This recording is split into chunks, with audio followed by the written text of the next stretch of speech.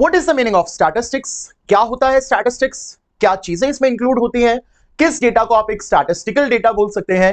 What are the limitations of statistics? What are the advantages of statistics? What is the meaning of statistics in the singular sense and what is the statistics in the plural sense? ये सारे questions का answer आज हम इस video में देखेंगे।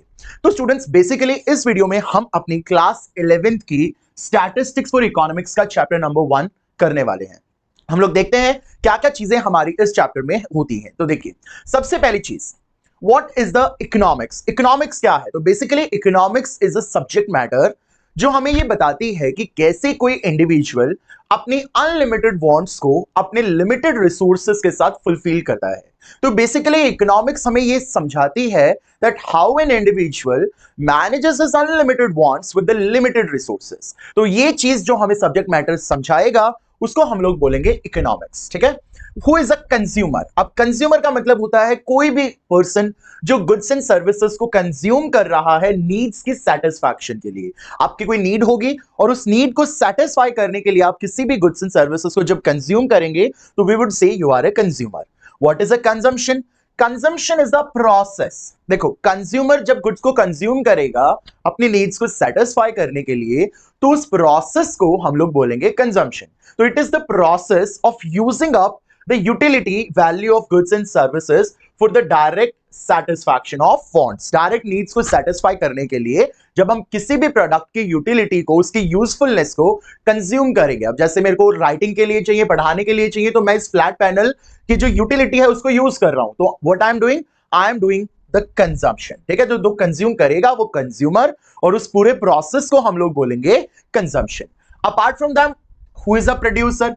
Producer is one who produces and sells goods and services for the generation of income।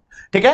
जब भी आप गुड्स एंड सर्विसेज को बेचेंगे इनकम कमाने के लिए, तो इस प्रोसेस को हम लोग बोलेंगे प्रोडक्शन, और जो इन गुड्स एंड सर्विसेज को बना के बेचेगा इनकम कमाने के लिए उसको हम बोलेंगे प्रोड्यूसर। ठीक है।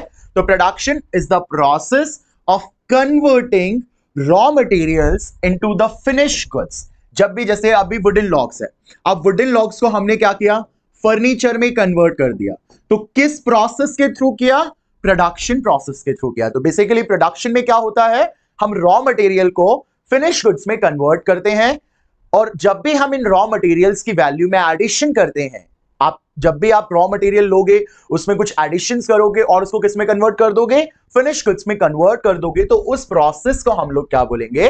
प्रोडक्शन। ठीक है। तो what is production? Converting raw material into the finished goods.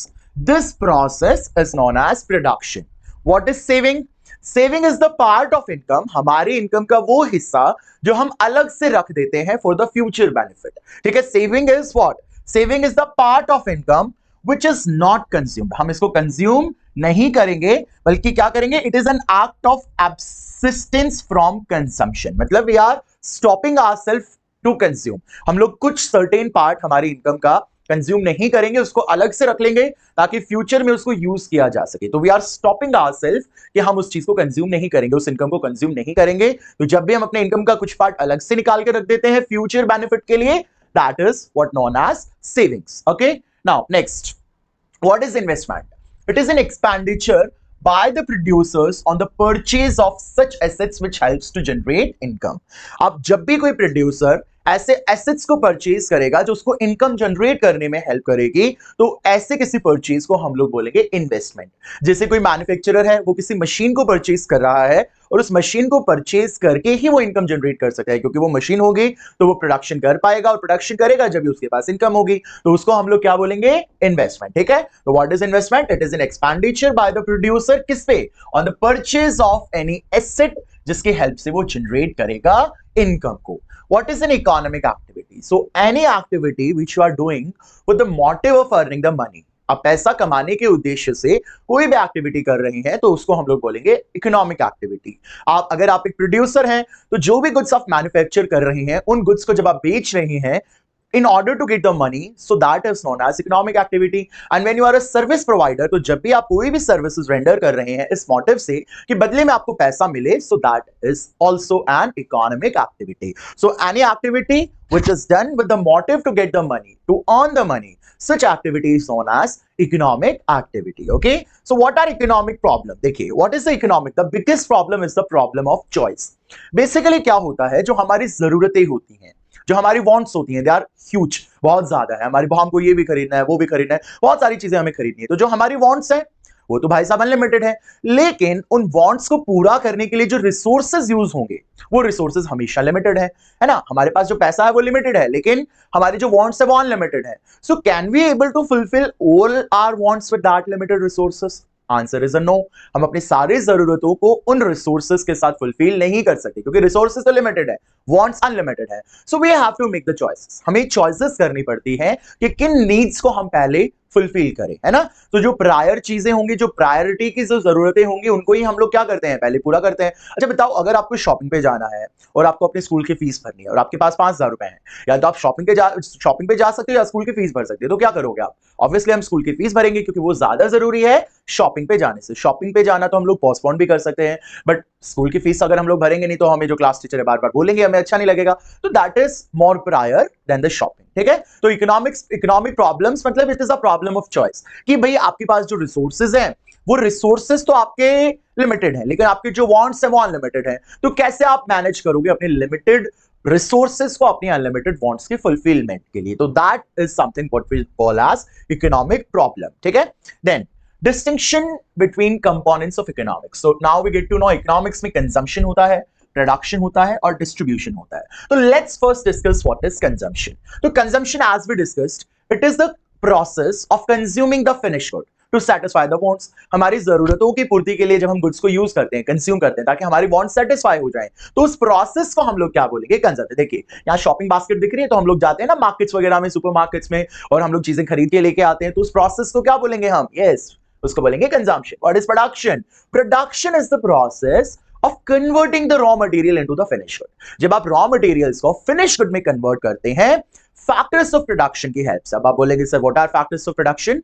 तो जो चीजें हमें production में हेल्पफुल होंगी उन चीजों को हम लोग बोलेंगे factors of production। और हमारे पास मेजर 4 फैक्टर्स होते हैं। कौन कौन से?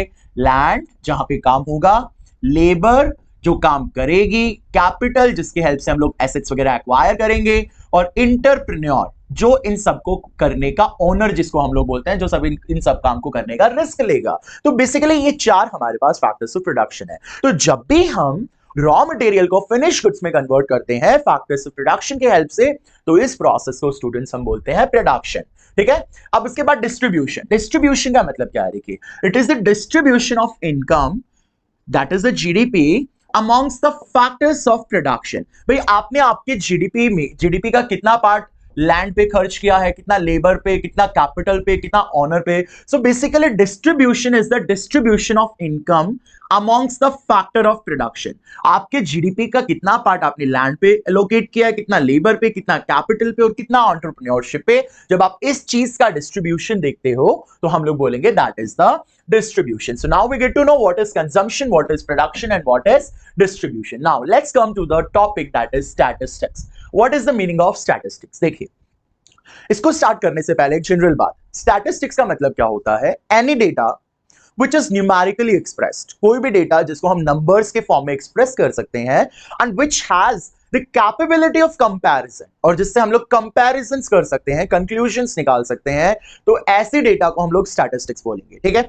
all numerical data, सारी numerical data statistics नहीं होती, लेकिन all statistical data is the numerical data. हम इस फैक्ट को याद रखेंगे, ठीक है। सारी जो न्यूमेरिकल डेटा है वो स्टैटिस्टिक्स नहीं होती। Will get to know why, because अभी हम लोग कुछ फीचर्स पढ़ने वाले हैं। अगर किसी भी डेटा के अंदर वो फीचर्स होंगे तो वो एक स्टैटिस्टिकल डेटा है। So any numerical data, if we need to say that it is a statistical data, उसके पास कुछ फीचर्स होने चाहिए।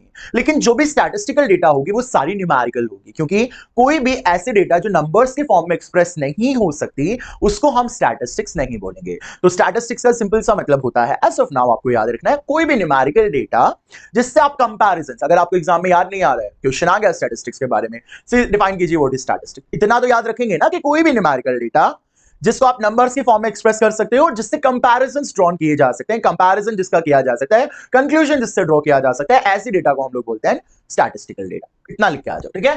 तो statistics is defined both in the singular sense and the plural sense। Statistics को जब हम डिफाइन करते हैं तो उसको सिंगुलर सेंस में भी डिफाइन किया जाता है।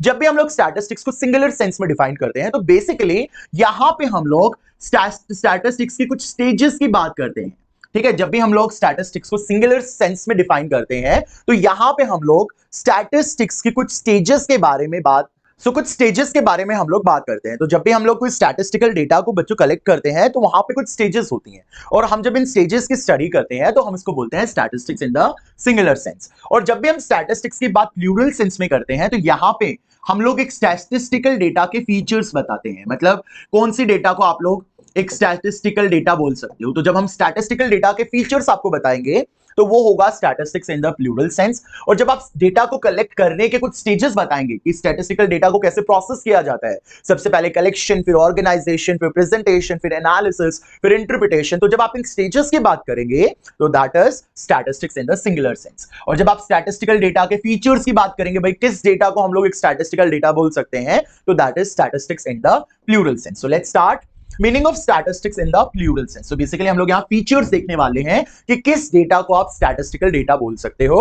इन its plural sense statistics refers to the information in terms of numbers और न्यूमेरिकल डेटा, फोकस करिए, numerical data such as population statistics, employment statistics, statistics concerning public expenditure etc। तो यहां पे कोई भी डेटा जो न्यूमेरिकली एक्सप्रेस्ड है उसको हम लोग बोलेंगे एक statistical data. Apart from that, however, any numerical information is not statistics। कोई भी, अब मैंने आपको बोल दिया that my height is 6 feet, is it a statistical data? No, it is not a statistical data। Why? Sir number तो है इसमें, नंबर तो है, but can you able to draw any comparisons? You can not able to draw any comparison. तो ये statistical data नहीं। मैंने बोला कि भाई Rita got 42 marks in economics, is it a statistical data? No, it is not a statistical data because yes, numerically expressed, but can you able to compare it with any other things? You cannot able to compare। but when I say that Rita got 42 and Sita got 45, it is a statistical data, क्योंकि यहां पे numerically भी expressed है और आप comparison भी कर सकते हो कि Sita got higher marks than Rita, तो आप कंपैरिजन भी कर सकते हो और डेटा को न्यूमेरिकली भी एक्सप्रेस किया गया है, तो इसको हम लोग स्टैटिस्टिकल डेटा बोल सकते हैं, ठीक है। Next, What are the main features of the statistics in the form of numerical data? तो बेसिकली हम लोग यहाँ पे स्टैटिस्टिक्स को प्लूरल सेंस में डिफाइन कर रहे हैं कि क्या क्या फीचर्स होते हैं। पहला फीचर क्या है? Aggregate of facts. तो कोई भी स्टैटिस्टिकल डेटा होगी वो फैक्ट, उसके अंदर एक सिंगल फैक्ट नहीं होंगे, बहुत सारे फैक्ट होंगे। अगर कोई सिंगल आइसोलेटेड नंबर है तो वो स्टैटिस्टिक्स नहीं है। यहां पे एग्रीगेट का मतलब क्या होता है? Group.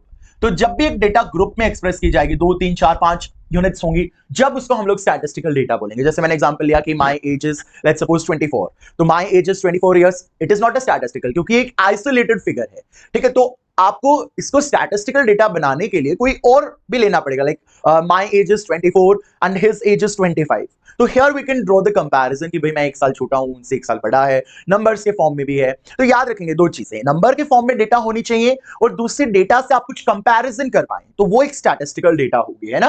A single number does not constitute statistics, no conclusions can be drawn from it, it is only the aggregate. Aggregate मतलब जहां पे ग्रुप ऑफ नंबर हो, 2 3 4 5 ग्रुप्स ऑफ नंबर हो, इज कॉल्ड स्टैटिस्टिक्स, ठीक है। वो बोला सिंगल नंबर स्टैटिस्टिक्स नहीं है क्योंकि उससे आप कोई भी कंक्लूजन नहीं निकाल सकते, लेकिन ऐसा नंबर जिसमें कुछ एग्रीगेट नंबर है, 4 5 नंबर है, जहां पे आप कुछ कंक्लूजन्स निकाल सकते हैं, उसको आप स्टैटिस्टिक्स बोलेंगे। As the same can be compared and conclusions can be drawn, क्योंकि जब 2 3 4 5 नंबर्स होंगे तो आप कंपैरिजंस कर पाओगे और कंक्लूजन निकाल पाओगे। और देखिए जब तक आप कंपैरिजन और कंक्लूजन नहीं निकाल सकते ना बच्चों, स्टैटिस्टिक्स का कोई मतलब नहीं है। सिर्फ न्यूमेरिकल डेटा है उसको स्टैटिस्टिक्स बोल दिया, भाई किस पर्पस पे? उसके आप क्या आप उससे कोई कंपैरिजन कर सकते हो?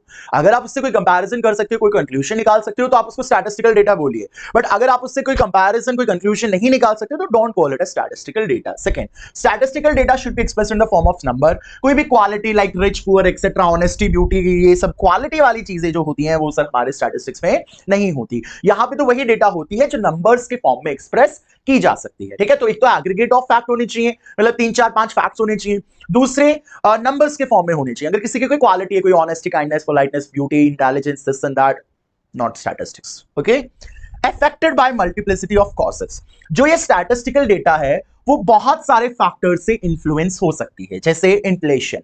अभी आप देखेंगे टोमेटो के प्राइसेस बहुत ज्यादा हो गए, तो बहुत सारे फैक्टर्स हो सकते हैं। हो सकता है कि सप्लाई बहुत कम हुई हो, एग्रीकल्चरल प्रोडक्ट है तो रेनफॉल की वजह से खराब हो गया हो, या फार्मर्स ने होर्डिंग्स करके रखी हो, या फिर ये साइक्लोन की वजह से या इस साइक्लोन की वजह से कुछ सप्लाई साइड इश्यूज आ गए हो, ठीक है, या एकदम से डिमांड बहुत ज्यादा बढ़ गई हो। तो मतलब जो स्टैटिस्टिकल डेटा होगी वो बहुत सारे फैक्टर से चेंज या इन्फ्लुएंस हो सकती है। तो यही बोला है कि जो स्टैटिस्टिकल डेटा होगी it can be affected by multiplicity of causes, बहुत सारे कॉजेस से आप स्टैटिस्टिकल डेटा को इफेक्ट कर सकती है, ठीक है। बहुत सारे कॉजेस हो सकते हैं जो हमारे स्टैटिस्टिकल डेटा को इफेक्ट करेंगे। जैसे किसी चीज की प्राइसेस बढ़ रही हैं तो there can be an number of reasons, बहुत सारे रीजंस हो सकते हैं उसकी प्राइसेस को बढ़ने के। तो वहां पे जो वो डेटा है it can be affected bye multiple causes. तो ऐसे ही जो स्टैटिस्टिकल डेटा है it can be affected by the multiplicity of causes, ठीक है। Next, reasonable accuracy.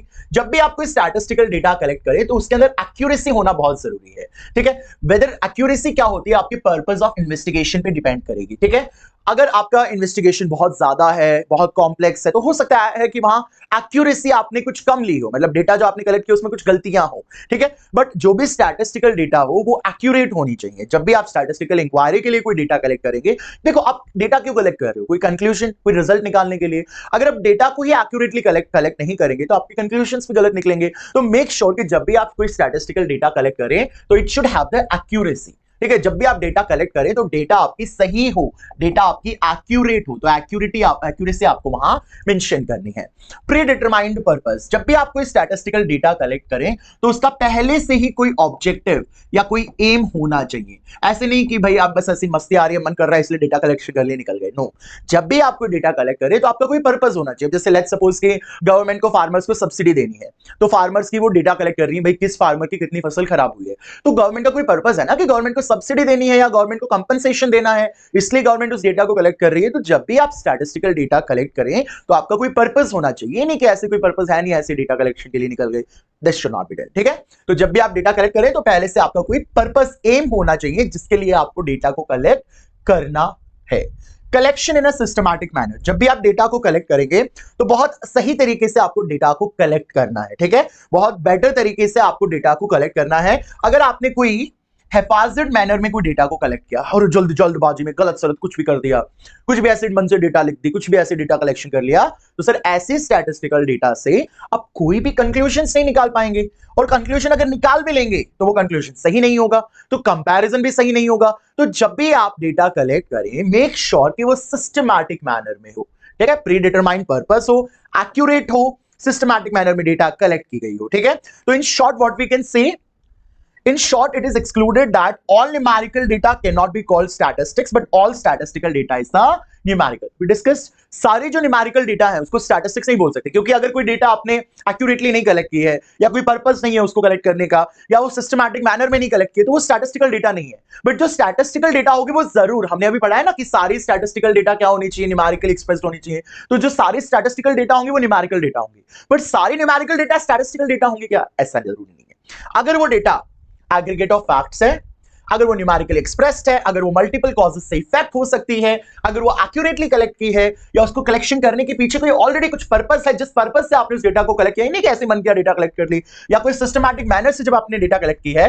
तो अगर एक न्यूमेरिकल डेटा के अंदर ये सारे फीचर्स अवेलेबल हैं तो then we can see that is a statistical data, ठीक है। So we get to know what is the statistics in the, yes what is the statistics in the which sense, यहां पे हमने plural sense, हमने features देख लिया, aggregate of fact, numerically expressed, affected by multiplicity of causes, accuracy, predetermined purpose, systematic manner. Now let's come to the meaning of statistics in the singular sense. अब यहां पे हमने देखा कि यहां पे कुछ स्टेजेस होंगे, जब भी आप डेटा को कलेक्ट करेंगे तो यहां हम कुछ स्टेजेस के बारे में पढ़ रहे होंगे, ठीक है। तो अब वो क्या क्या स्टेजेस होती हैं, देखिए first one is the collection of data, second is the organisation of data, presentation of data, analysis of data and the interpretation of data. तो जब हम इन स्टेजेस की बात करते हैं ऐसे ये मूव करेंगे, this is first, second, third, fourth, fifth, ठीक है। जब हम इन स्टेजेस के बारे में डिस्कस करेंगे तो हम लोग बोलेंगे this is the statistics in the singular sense, ठीक है। तो statistics in the singular sense में हम लोग क्या करेंगे, जो डिफरेंट स्टेजेस है स्टैटिस्टिक्स की, डेटा कलेक्शन की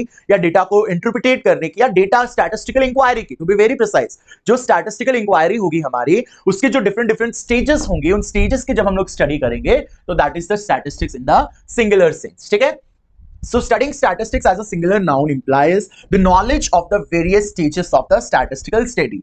These stages are, जो statistical study है उसकी कुछ stages, जैसे सबसे पहले we collect the data, फिर हम लोग डेटा को ऑर्गेनाइज करेंगे, एडिटिंग वगैरह करेंगे, उसमें जो हमें है ना, जैसे हम लोग अपनी फोटोज वगैरह क्लिक करते हैं तो एडिटिंग करते हैं, वैसे हम लोग डेटा में भी कुछ चेंजेस करेंगे, एडिटिंग वगैरह करेंगे, फिर हम उसको प्रेजेंट करेंगे, आप टेक्सचुअल फॉर्म में भी कर सकते हो, टेबल के फॉर्म में भी, डायग्राम्स के फॉर्म में भी, ग्राफ्स के फॉर्म में भी, तो उसको हम बोलेंगे प्रेजेंटेशन ऑफ डेटा। फाइनली हम लोग उससे कोई एनालिसिस, कोई एवरेज या परसेंटेज वगैरह निकालेंगे, फिर फाइनली हम उससे कोई रिजल्ट या कंक्लूजन ड्रॉ करेंगे, जिसको हम बोलते हैं interpretation of data. Okay, so we get to know यहां, yes we have studied this. Now देखिए, स्टेज 1 इज कलेक्शन। यहां पे हम लोग सेंसस और सैंपल क्या होते हैं सर, हम लोग नेक्स्ट चैप्टर में डिस्कस करेंगे। सेंसस का मतलब क्या होता है, जब हम एक एक यूनिट को स्टडी करें, जो भी हमारी पॉपुलेशन है उस पॉपुलेशन के एक एक यूनिट को स्टडी करें, तो दैट इज सेंसस। सैंपल मतलब हम लोग, जैसे हम चावल पकाते हैं तो हम लोग सारे चावल को दबा के नहीं देखते ना कि पका है या नहीं पका, हम एक चावल उठाते हैं और उसको दबा के देखते हैं, अगर वो दब रहा है तो मतलब पक गया, अदरवाइज नहीं पका, तो उसको बोलते हैं सैंपल। सैंपल मतलब जो भी आपकी पॉपुलेशन है, लेट्स सपोज ये आपकी पॉपुलेशन है, इस पॉपुलेशन में से आप एक यूनिट को उठा रहे हो और उसके ऊपर स्टडी कर रहे हो और वही सबके ऊपर इंप्लाई कर रहे हो। सेंसस का मतलब क्या होता है, जब सब यूनिट्स की आप स्टडी करोगे, एक एक सबकी स्टडी कर रहे हो, ठीक है। तो first is the collection of data. Organisation of data में आप क्या करोगे, डेटा में कुछ एडिटिंग वगैरह करोगे आपके हिसाब से, ठीक है, टेली बार्स वगैरह करके आप डेटा में कुछ एडिटिंग, टेली बार हम जानते हैं ना, छोटी क्लासेस में पढ़ा है, 1 2 3 4 5 6 7 8 9 10, these are known as telebars, ठीक है। Then presentation of data, data can be presented in the form of table, in the form of graphs and in the form of diagram। यहाँ आप देखिए पाई चार्ट बनाते हो, आप छोटी class में बनाए होंगे पक्का, हिस्टोग्राम बनाते हो, ठीक है, टेबल्स बनाते हो, तो जब इन तरीके से डेटा को प्रेजेंट किया जाता है तो that is known as presentation of data. Chapter को हम लोग, जब ये चैप्टर आएगा आपका, जब उसमें डिटेल में सारी चीजों को डिस्कस करेंगे, ठीक है, यहाँ आपको बस इतना याद रखना है, that's it. Analysis of data, percentage वगैरह निकालोगे, एवरेजेस वगैरह निकालोगे, जब आप परसेंटेज और एवरेजेस वगैरह निकालोगे तो we would say it is analysis of data. Interpretation, interpretation मतलब जो भी आपने परसेंटेज वगैरह निकाले हैं, एवरेज निकाले हैं, उससे आप कुछ ना कुछ कंक्लूजन्स, फाइनल रिजल्ट्स या फाइनल कुछ कंक्लूजन्स ड्रॉन आउट करोगे। तो जब आप एक कंक्लूजन ड्रॉन आउट करते हो, फिर फाइनल आप एक रिजल्ट निकालते हो, तो that is known as interpretation of data. So we get to know that these are the different stages. Please students, you have to remember collection, organization, presentation, analysis and interpretation of data. Okay, now study of the scope of statistics include nature of statistics हमें देखना है, subject matter in statistics हमें देखना है, what are the different subject matter in the statistics, then we have to see what are the limitations of statistics, ठीक है। तो ये चीजें हमें देखनी है। अब देखो nature of statistics, nature of statistics में statistics is both science as well as art। Statistics को आप साइंस भी बोल सकते हो और स्टैटिस्टिक्स को आप आर्ट भी बोल सकते हो। तो हम लोग स्टैटिस्टिक्स को साइंस कैसे बोल सकते हैं, तो बेसिकली क्या होता है, as science statistics studies numerical data. यहां पे हम लोग किसकी स्टडी कर रहे हैं, न्यूमेरिकल डेटा स्टडी कर रहे हैं इन अ साइंटिफिक और सिस्टमैटिक मैनर। हम लोग न्यूमेरिकल डेटा को साइंटिफिक और सिस्टमैटिक मैनर में स्टडी कर रहे हैं। एक न्यूमेरिकल डेटा है, उसको हम लोग साइंटिफिक तरीके से, ठीक है, एक बहुत ही सही तरीके से हम उस डेटा को स्टडी कर रहे हैं, साइंटिफिक तरीके से हम उस डेटा को स्टडी कर रहे हैं, इसलिए हम लोग बोलते हैं कि स्टैटिस्टिक्स इज अ साइंस, ठीक है। और आर्ट की तरह क्यों है, क्योंकि as an art statistics relates to the quantitative data to the real life problem. क्योंकि आर्टिस्ट की तरह क्रिएटिविटी यहां पे होती है, आप क्या करते हो, जो आपकी रियल लाइफ प्रॉब्लम्स होती हैं उनको हम लोग स्टैटिस्टिकल डेटा के थ्रू एक्सप्रेस करते हैं। तो हम जब अपनी रियल लाइफ की प्रॉब्लम्स को स्टैटिस्टिकल डेटा के थ्रू हम लोग जब उनको एक्सप्रेस करते हैं, तो इसी को हम लोग बोलते हैं, इसी की वजह से जो स्टैटिस्टिक्स है वो आर्ट होती है। तो वी गेट टू नो कि स्टैटिस्टिक्स साइंस की होती है एंड व्हाट स्टैटिस्टिक्स आर्ट की होती है, ठीक है। Descriptive statistics and inferential statistics, तो इन दोनों में क्या डिफरेंस होता है, we will going to see, ठीक है। देखो सबसे पहले what is descriptive statistics. Descriptive statistics refers to those methods which are used for the collection, presentation as well as analysis of data. वो सारे मेथड्स जिनको आप डेटा को कलेक्ट करने में, जिनको आप डेटा को प्रेजेंट करने में और जिनको आप डेटा को एनालिसिस करने में यूज करोगे, उन सारे मेथड्स की जब आप स्टडी करते हो तो उसको हम लोग डिस्क्रिप्टिव स्टैटिस्टिक्स बोलते हैं, ठीक है। अब ये कौन कौन से मेथड्स हो सकते हैं, जैसे मीन, मीडियन, मोड, ठीक है। These methods related to such estimations as measurement of dispersion, mean, median, mode, measurement of correlation etcetera, ठीक है। तो जब आप उन मेथड्स की स्टडी करते हो जिनकी हेल्प से आप डेटा को कलेक्ट कर रहे हो, प्रेजेंटेशन कर रहे हो, एनालिसिस कर रहे हो, तो उस स्टैटिस्टिक्स को हम लोग कौन सा स्टैटिस्टिक्स बोलते हैं, descriptive statistics. Now let's come to the inferential statistics, ठीक है।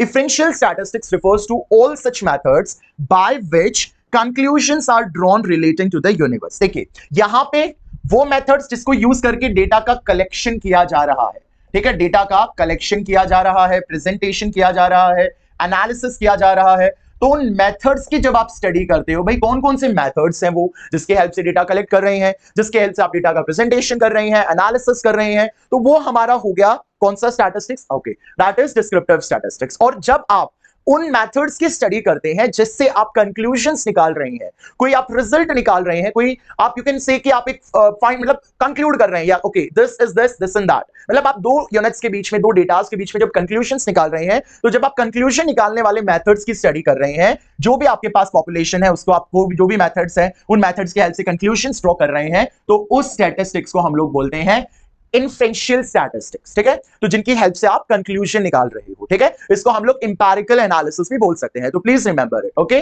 Now we have seen what is descriptive and what is differential. Now next is limitation of the statistics. देखिए, we came to know that what is statistics in the singular sense, in the plural sense, what is differential statistics, what is descriptive statistics, what is empirical statistics. We have get to know everything. बहुत सारी चीजें हमने statistics के बारे में पढ़ ली, but like every coin has two faces. अगर उसके कुछ एडवांटेजेस हैं तो उसके डिसएडवांटेजेस भी डेफिनेटली होंगे, तो ऐसे ही statistics also have some disadvantages, ठीक है, we can say the limitations. So let's going to discuss the limitations of the statistics. First one is the study of the numerical fact only. जो statistics होता है students, वो सिर्फ numerical data को study करता है, कोई क्वालिटेटिव डेटा होगी उसको स्टडी नहीं करेगा। Like statistics has to do nothing with the honesty, kindness, politeness, beauty, this and that. Qualities doesn't matter for the statistics because statistics only studies the quantitative data. So this is one of the limitation कि भाई आप सिर्फ quantity को study कर रहे हैं, आप सिर्फ नंबर्स को स्टडी कर रहे हैं, आप क्वालिटीज को तो स्टडी नहीं कर रहे हैं। तो स्टैटिस्टिक्स की जो फर्स्ट लिमिटेशन है that it only studies the numerical fact only. जो क्वालिटेटिव फिनोमेना है जैसे honesty, friendship, wisdom, health, patriotism, justice etcetera, statistics has to do nothing with it. Statistics को कोई मतलब नहीं है. Now what is the second limitation? It studies the aggregate only. अब now I'm saying that let's suppose my height is 6 feet. I'm giving you this fact. You will say that this is not a statistics. You are correct at your position because this is not a statistics because this is a isolated figure. ये सिर्फ क्या हुई? एक single number हुआ, एक isolated figure हुआ. तो ये statistics नहीं है. But when you can able to draw the conclusions, if I'm saying that I am 6 feet and he is 6.2 feet, then you can make a conclusion. You can make a comparison. So this is statistics. तो statistics ना आपके individual units को study नहीं करेगी, ये सिर्फ aggregative units को study करेगी, या जहां ग्रुप की डेटा होगी उसी को स्टडी करेगी. Individual units have nothing to do with the statistics. So this is the second limitation of statistics, that this only studies the aggregate. ठीक है, इंडिविजुअल जो डेटा होगी statistics has nothing to do with it. आप individual data को statistics में कभी भी नहीं पढ़ पाओगे. Got it? So second is that it studies the aggregate facts only. Okay, now third, so we have seen it does not study statistical fact relating to any one unit or particular unit. Prone to misuse. Now misuse of statistics is very common. Statistics may used to support a pre-drawn conclusion even when it is absolute false. It is usually said statistics are like clay by which you can make a god. It's a clay, sorry, it's a wrong spelling by the PPT maker. It's clay. Statistics is a clay by which you can make god or a devil as you please. Clay we all know, we all have played with clay. आप उसको कैसे भी mould कर सकते हो, आप उससे कुछ भी बना सकते हो. तो statistics is like that clay only. You can make God out of it, you can make devil out of it. तो मतलब अगर statistics को सही तरीके से यूज किया जाए तो it's very good. You can take the conclusions, you can draw out the results. बहुत अच्छी policies you can also make. But many a times a statistics जो डेटा होती है ना, statistical data, वो गलत elements यूज कर लेते हैं, like terrorist वगैरह ये सब यूज कर लेते हैं, और फिर उस डेटा को यूज करके वो लोग जो भी डिस्ट्रक्शंस वगैरह करनी होती है वो करते हैं. तो स्टैटिस्टिकल डेटा कई बार गलत, जैसे कोविड के टाइम पे 5 kg अनाज गवर्नमेंट डिस्ट्रीब्यूट कर रही थी, तो पहले ना डेटा कलेक्ट की गई कि कौन कौन लोग गरीब हैं. अब ऐसे लोग जो अमीर हैं उन्होंने भी अपना नाम दे दिया, तो मतलब डेटा हैज बीन रॉन्ग. गलत जो लोग अफोर्ड करते थे, कर सकते थे, they have also given their names, and government ने ये चेक ही नहीं किया कि रियल में बेनिफिशियरीज कौन है. और वो जो 5 kg अनाज है वो जो रियल बेनिफिशियरीज को जाना चाहिए था उनको ना जाके वो ऐसे लोगों को चला गया who can able to afford all these things. Statistics can be misused. इसको आप गलत हाथों में अगर स्टैटिस्टिकल डेटा चली जाए तो उसका मिसयूज भी हो सकता है. Okay, so statistics is a clay by which you can make a god or you can make a devil. You can remember it. Okay, आप अपने एग्जाम में इसको कोट कर सकते हैं. Next is it can be used only by experts. So guys देखो, if our parents are not educated, let's suppose, and we have given some data to our parents and we said ki make a mean out of it, find out median out of it, find out mode out of this, can they able to do that? Obviously not, because statistical information उनके पास है नहीं, statistics की knowledge उनके पास नहीं है. तो statistics is something not like कि जिसको कोई भी यूज कर सकता है.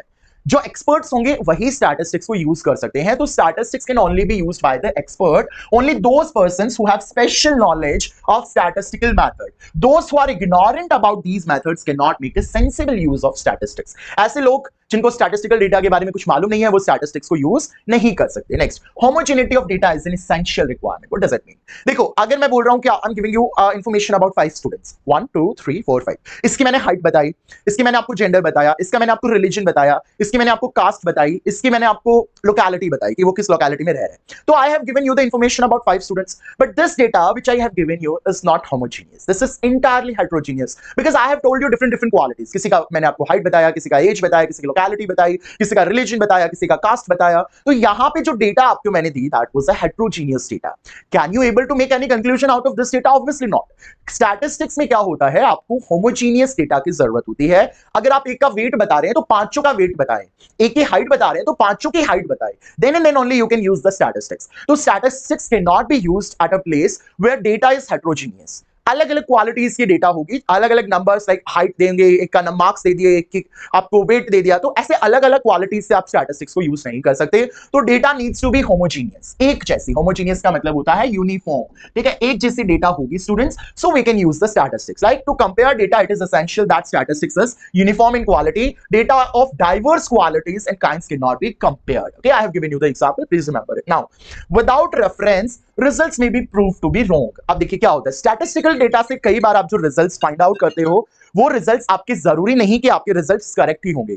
कई बार जो आपके रिजल्ट्स होंगे that results can be prone to misuse. तो स्टैटिस्टिकल रिजल्ट्स जो हैं वो कई बार आपके स्टूडेंट्स गलत भी हो सकते हैं। मतलब इट्स नॉट ऑलवेज करेक्ट कि you have drawn out some conclusion by using the statistics, so the result which you have drawn out is the correct only. Sometimes it could be there कि जो भी रिजल्ट आपने निकाले होंगे they can be prove to wrong. Okay, so these were the limitations of the statistics. So now let's quickly revise the limitations of the statistics.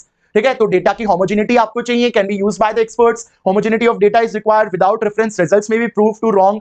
ठीक है, numerical facts सिर्फ स्टडी करती है, एग्रीगेट यूनिट सिर्फ स्टडी करती है, और statistics can also be misused. So these were the few limitations of the statistics. Now last topic is importance of statistics in economics. तो देखिए, जब भी हम इंपॉर्टेंस ऑफ स्टैटिस्टिक्स की बात करते हैं तो ये जो स्टैटिस्टिक्स की इंपॉर्टेंस है ये हमारी गवर्नमेंट को भी बहुत ज्यादा है, हमारी इकोनॉमी को भी बहुत ज्यादा है, ठीक है, हमारी इकोनॉमी को भी बहुत ज्यादा है, और हमारे बिजनेस जो हैं उनको भी स्टैटिस्टिक्स की बहुत जरूरत है। तो यहां गवर्नमेंट को क्यों जरूरत है? क्योंकि government have to make the policies, government have to make the new schemes. तो ये जो पॉलिसीज गवर्नमेंट बनाएगी, ये जो स्कीम्स जो गवर्नमेंट बनाएगी वो ऑब्वियसली स्टैटिस्टिकल डेटा के बेसिस पे ही बनेगी। तो स्टैटिस्टिकल डेटा गवर्नमेंट को हेल्प करती है डिफरेंट टाइप ऑफ स्कीम्स को बनाने में, डिफरेंट टाइप्स ऑफ पॉलिसीज को बनाने में, जिसके हेल्प से गवर्नमेंट अच्छी बेटर स्कीम, एफिशिएंट स्कीम बना सकती है। ठीक है, तो यू कैन से गवर्नमेंट को हेल्प करती है in making the policies. Okay, it is also very helpful for the economy because you can make the economic laws, like जैसे law of demand, law of supply, law of diminishing marginal utility, ये सारे जो laws हैं ये आप statistical data की help से बना सकते हो। तो many economic laws can be produced with the help of statistical data.